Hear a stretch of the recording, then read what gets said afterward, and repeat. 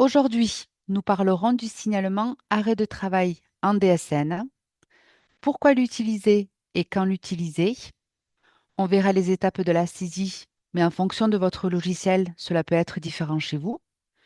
Ce qui se cache derrière le tableau de bord en DSN. Et pour finir, les contacts. Nous allons d'abord parler du signalement arrêt de travail en DSN et du public concerné. Depuis le 1er janvier 2022, les organismes de services publics, comme tous les employeurs, doivent déclarer mensuellement en DSN pour tous les agents. Pour chaque événement, comme par exemple un arrêt de travail, une reprise de travail anticipée, vous êtes invité à faire un signalement d'arrêt de travail DSN en passant par votre logiciel de paye. Un signalement arrêt de travail remplace l'attestation de salaire et déclenche un paiement d'indemnité journalière en cas d'ouverture de droit. Attention, cela est possible uniquement pour les contractuels de droit privé, les contractuels de droit public et les agents non titulaires. Les fonctionnaires stagiaires et titulaires travaillant en temps complet, c'est-à-dire pour plus de 28 heures par semaine et qui ne relèvent pas de la gestion de l'assurance maladie. De même, les fonctionnaires occupant un poste avec un contrat de moins de 28 heures par semaine qui sont affiliés à l'assurance maladie et cotisent à Ircantec ne sont pas concernés par la DSN. Il est donc nécessaire d'établir les attestations de salaire via Net Entreprise. Nous allons voir maintenant pourquoi utiliser le signalement d'arrêt et quand l'utiliser. Les avantages. D'abord, c'est déjà plus simple. Il n'y a pas de montant de salaire à compléter comme vous pouvez connaître sur Net Entreprise. La DSN va générer automatiquement l'attestation de salaire, donc cela implique un gain de temps pour vous. C'est aussi une question de fiabilité, car il y a moins d'erreurs de saisie manuelle, et de sécurisation des données transmises en dématérialisé. Petit point d'attention, la saisie du temps partiel thérapeutique se fait uniquement via Net Entreprise. Cela ne rentre pas dans les signalements DSN. Les conditions pour un bon signalement, c'est d'avoir un bon paramétrage de votre logiciel de paye, c'est-à-dire qu'il faut être vigilant que les données soient bien intégrées, notamment pour le contrat de travail et la catégorie socio-professionnelle. C'est une étape importante qui détermine la période de référence à prendre en compte. La bonne affiliation de l'agent, pour savoir s'il dépend de l'assurance maladie ou pas, et les différents accessoires des salaires, primes, gratifications et indemnités. Pour rappel, les signalements sont possibles uniquement pour les contractuels de droit privé et les contractuels de droit public. Pour pouvoir réaliser une DSN événementielle, l'assurance maladie préconise un historique de 3 mois lorsqu'il s'agit d'une activité standard ou de 12 mois lorsqu'il s'agit d'une activité discontinue, comme activité saisonnière, intérimaire par exemple, mais également aussi pour les accidents de travail, trajets. Alors, quand signaler un arrêt de travail? Vous devez réaliser un signalement arrêt de travail dès réception d'un arrêt d'au moins un jour, car même si on paye à 0 €, cela peut être en rapport avec une affection de longue durée, donc cela peut être finalement indemnisé. En cas de changement de risque, par exemple un agent peut être en maladie et enchaîné avec une maternité, alors il faudra un signalement arrêt de travail pour la maladie et un signalement arrêt de travail pour la maternité. En cas de période de fractionnement pour le congé paternité. Si vous ne subrogez pas, vous devez réaliser un signalement dans les 5 jours suivant la connaissance de l'arrêt. C'est important de respecter ce délai car ça peut fragiliser les revenus de l'agent. En revanche, si vous subrogez, vous avez deux possibilités. Soit vous transmettez les signalements au fur et à mesure, ou bien les signalements arrêt de travail pourront être envoyés lors de l'envoi de la DSN mensuelle du mois suivant. Pour rappel, il ne faut pas se limiter aux dates de l'arrêt initial car il peut y avoir des prolongations. Toute période déjà indemnisée conformément à l'attestation de salaire ne fera pas l'objet d'une régularisation, même si vous transmettez un signalement annulaire en place ou une attestation de salaire rectificative. Mais nous en reparlerons lors d'autres slides. L'attestation de salaire contient des informations issues de votre DSN mensuel et des données saisies manuellement dans votre signalement. Les informations issues de votre DSN mensuel sont récupérées pour la reconstitution de l'attestation de salaire. Ce sont les éléments de rémunération, les heures réellement travaillées et les salaires rétablis. S'il y a des anomalies dans ces données automatiques, alors vous devez revoir le paramétrage avec votre éditeur de logiciel de paye. Et en attendant, une attestation de salaire rectificative via Net Entreprise devra être réalisée si cela est demandé dans le compte rendu métier par la caisse. Ensuite, lorsque vous réalisez un signalement d'arrêt de travail DSN, il faudra saisir manuellement dans votre signalement le motif de l'arrêt, donc maladie, maternité, paternité, accident de travail, le dernier jour de travail, la date de fin prévisionnelle et les dates de subrogation.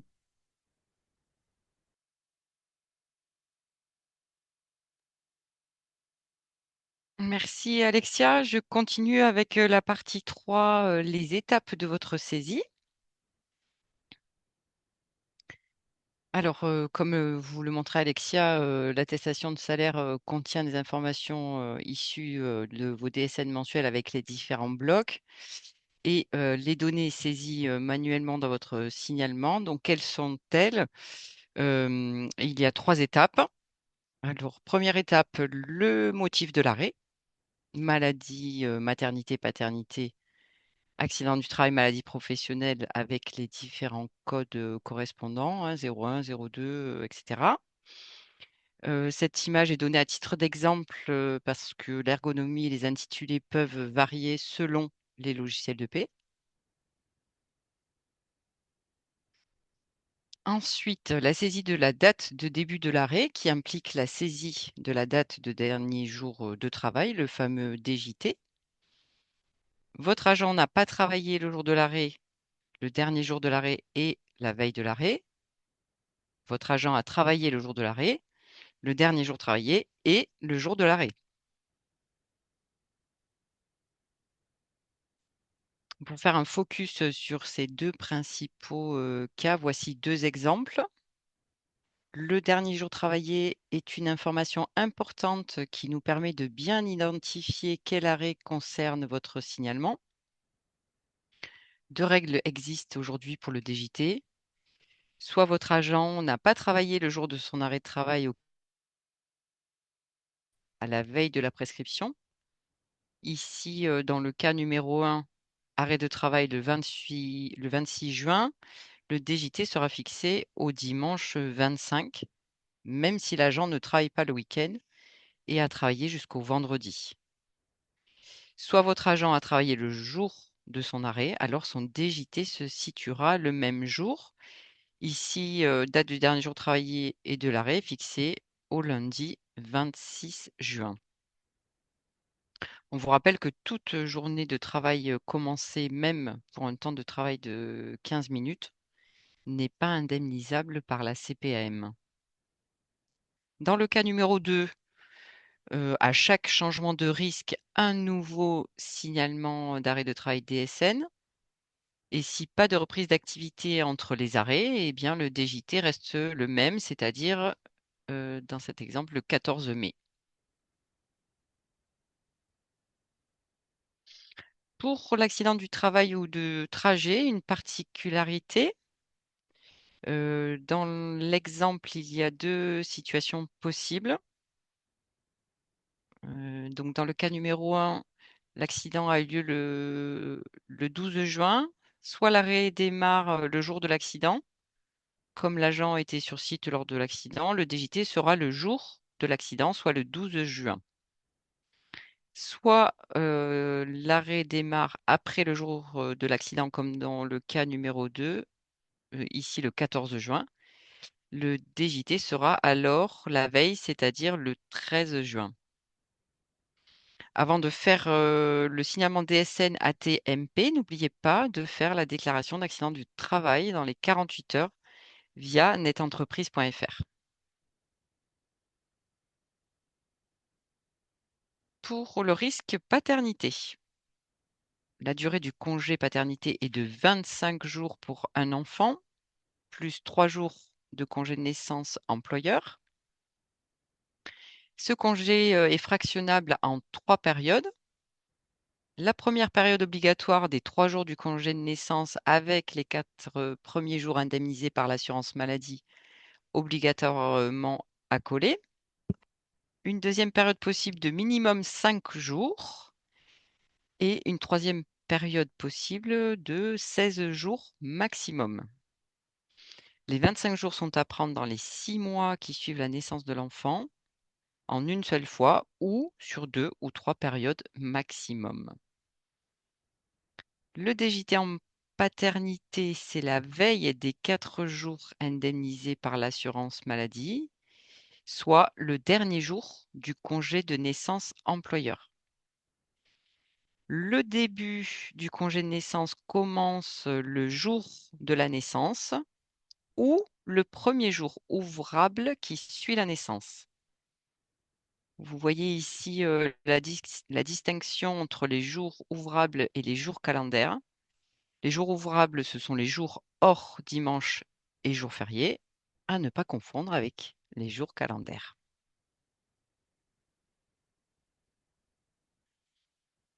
On reprend le fil de la saisie du signalement. Après la saisie du DJT dans votre signalement DSN arrêt de travail, celle de la saisie de la date de fin prévisionnelle de l'arrêt, c'est-à-dire le dernier jour de la prescription d'arrêt de travail.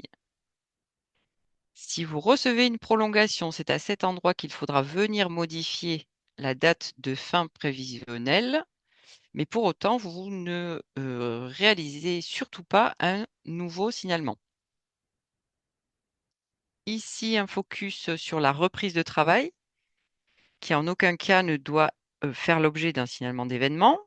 La reprise de travail est à alimenter dans la DSN mensuelle pour clôturer la période de l'arrêt. Si vous ne le faites pas, votre système DSN va considérer que l'agent est toujours en arrêt de travail et va nous envoyer automatiquement un signalement DSN d'ouverture des droits au-delà des 6 mois à tort.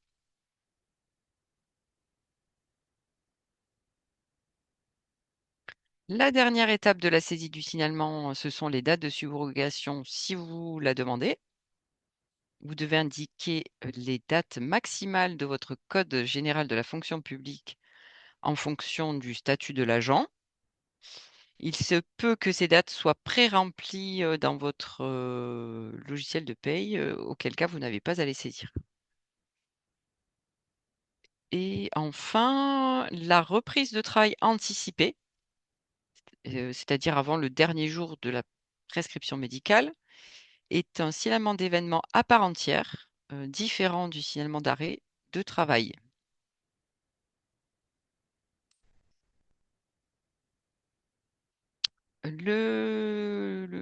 Concernant les signalements DSN accident du travail et de trajet, en fait, il y a, lorsque vous générez votre signalement, 2 attestations de salaire qui nous parviennent. Nous recevons une attestation de salaire en maladie et une en AT-MP et c'est transparent pour vous. Le signalement d'arrêt DSN AT-MP, c'est plus simple, il n'y a pas de salaire à saisir, ni de prime, ni de salaire établi, tout est automatique.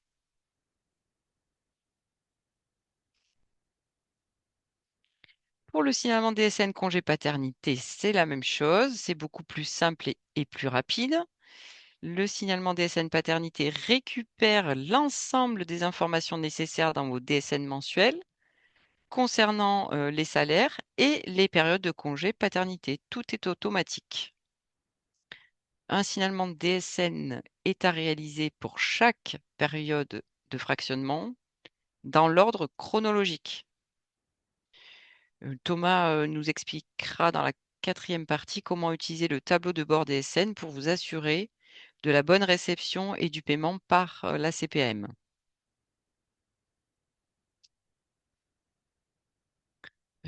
Soit votre signalement DSN est envoyé directement de votre logiciel de paye, soit vous le déposez manuellement via Net Entreprise. Dans le cas du dépôt manuel, connectez-vous à Net Entreprise, cliquez sur la pastille du téléservice DSN régime général.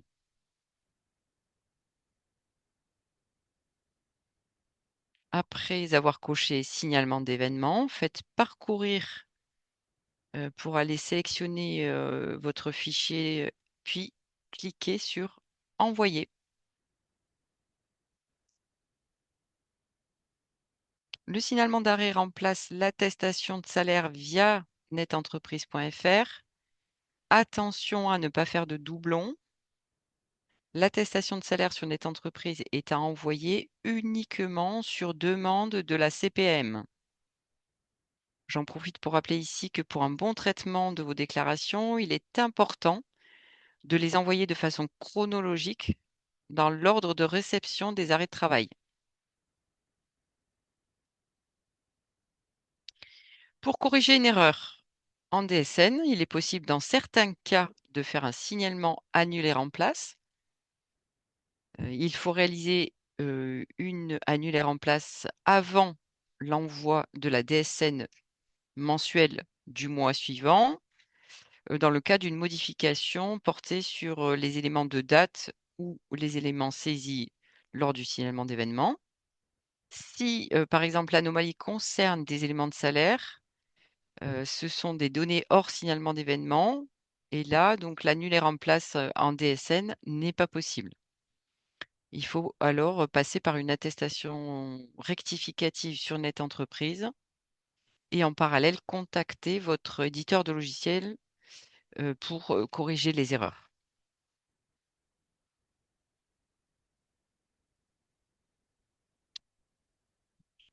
Lors de vos premiers envois de signalement DSN, nous pouvons mettre en place un accompagnement personnalisé pour vérifier ensemble que les données transmises, sont fiables. En effet, le visuel de l'attestation de salaire est indisponible avec le signalement DSN et j'en ai fini avec les différentes étapes de saisie.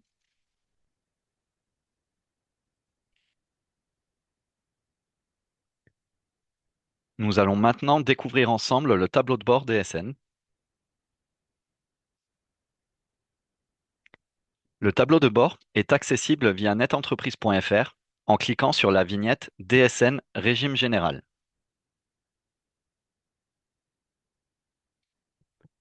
Vous pouvez suivre dans le tableau de bord les signalements que vous avez transmis ainsi que vos DSN mensuels.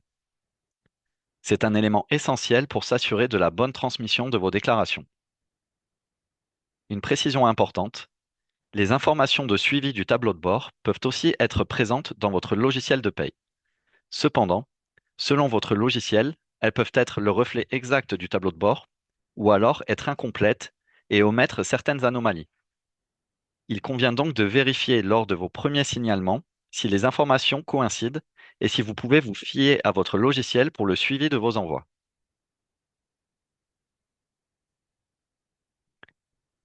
Une fois sur la page du tableau de bord, vous pouvez sélectionner Signalement d'événements, puis cliquer sur la loupe pour visualiser la liste des signalements. Par défaut, le tableau de bord affiche les signalements des 15 derniers jours. Mais vous pouvez cliquer sur les boutons Afficher tout ou Sélectionner de chaque rubrique pour filtrer par date et autres critères.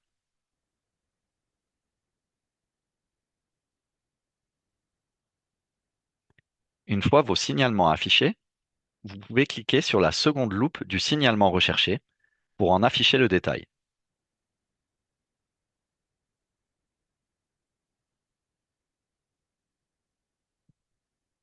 Dans le détail du signalement d'événement, vous pouvez voir les différentes étapes et leur statut et accéder au bilan de traitement pour lire le compte-rendu.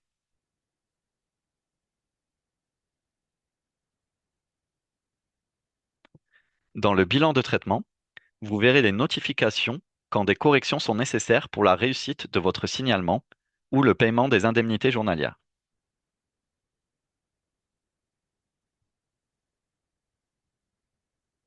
Un petit point de vigilance à avoir, le certificat de conformité, ou la coche verte comme dans l'exemple à l'écran, confirme seulement que votre logiciel et votre déclaration respectent la norme DSN NeoDes. Cela ne garantit pas la réception ou le traitement de votre déclaration par l'assurance maladie, et cela n'exclut pas la présence de données incorrectes ou d'anomalies bloquantes. C'est pour cela qu'il faut impérativement consulter l'ensemble des bilans de traitement pour un suivi précis. Pour rappel, les bilans de traitement sont accessibles durant 3 mois seulement.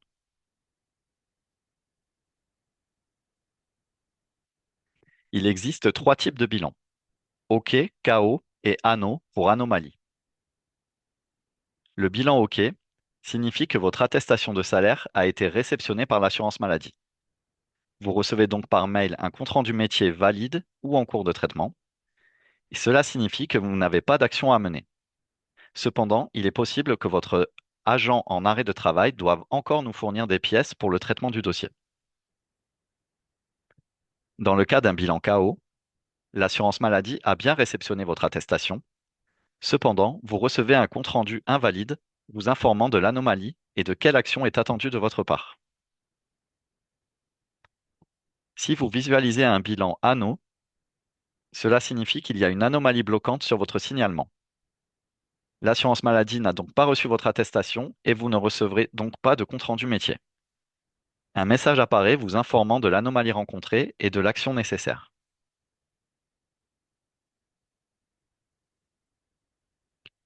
Vous voyez ici les exemples de comment se présentent les 3 bilans.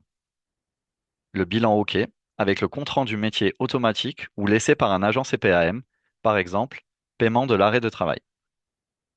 Le bilan KO, par exemple, suite à une erreur sur le dernier jour travaillé, avec le compte-rendu métier vous en informant. Et le bilan ANO, qui précise bien que cela concerne le flux DSN et qu'une anomalie bloquante est présente. Dans cet exemple, DSN mensuel M-1 manquante, souvent due à une erreur de paramétrage, par exemple un mauvais suivi des changements de contrat de l'agent en question.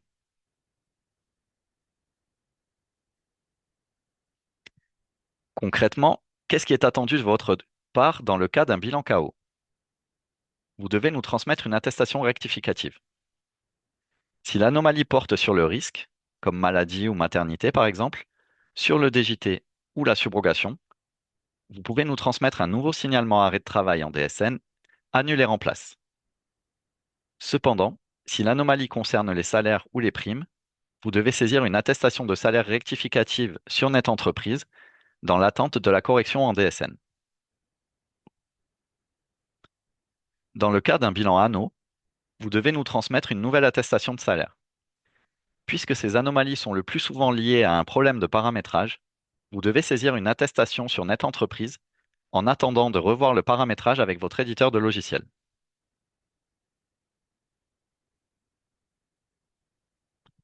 Lorsque l'assurance maladie reçoit votre signalement arrêt de travail DSN, et donc votre attestation de salaire, vous recevez un compte-rendu métier par mail.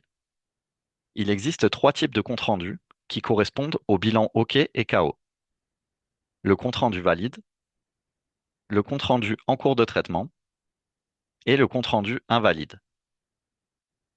Afin de les recevoir, il est important de vérifier l'adresse mail enregistrée dans Net Entreprise et dans votre logiciel de paie. Cette rubrique se trouve dans le bloc 7 de la DSN.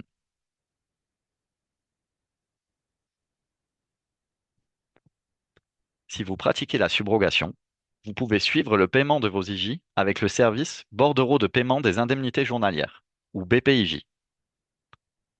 Deux façons d'y accéder, soit via les services complémentaires dans le tableau de bord, comme ici, soit via l'attestation de salaire, accessible par les vignettes compte entreprise ou attestation de salaire sur votre page d'accueil Net Entreprise.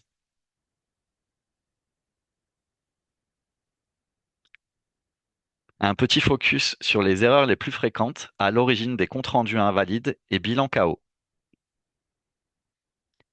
Pour les erreurs de salaire rétablies, erronées ou absents, il faut corriger le paramétrage DSN avec l'aide de votre éditeur de logiciel. En cas de dernier jour travaillé absent ou erroné, revoir la règle du DJT, qui généralement correspond à la veille de l'arrêt de travail.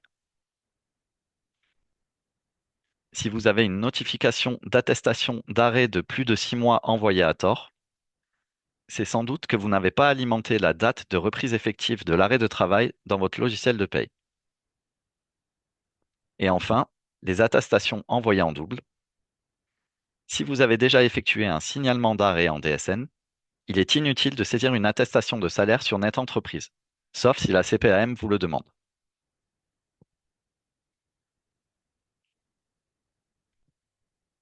Un petit résumé des points importants à retenir.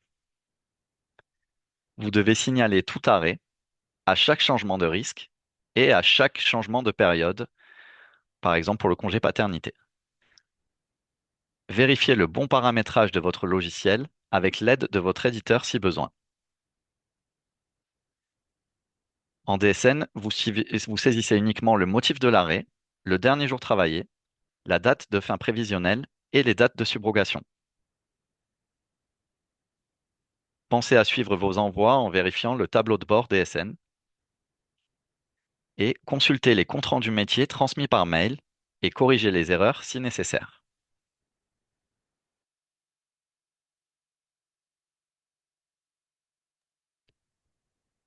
Si vous avez besoin de nous contacter, voici les différentes options à votre disposition. Vous avez Net Entreprise pour, par exemple, toute question liée à l'inscription sur Net Entreprise, le paramétrage DSN. Vous pouvez les joindre au 0806 800 700. Un lien est disponible juste en dessous pour accéder à des formations en ligne, des tutoriels afin de vous accompagner pas à pas. Vous avez également le site Amélie Espace Entreprise qui vous permet d'accéder à des informations locales, régionales, ainsi qu'à l'actualité réglementaire. Vous y trouverez également des rappels et des mises à jour importantes, alors pensez à le consulter régulièrement. Pour toute demande concernant le suivi de vos dossiers d'indemnité journalière, le dépôt d'une réclamation ou toute autre question, vous pouvez nous joindre au 36 79 ou nous envoyer un message à l'adresse employeur.occitanie.cnam@assurance-maladie.fr. N'hésitez pas à utiliser ces ressources pour faciliter vos démarches.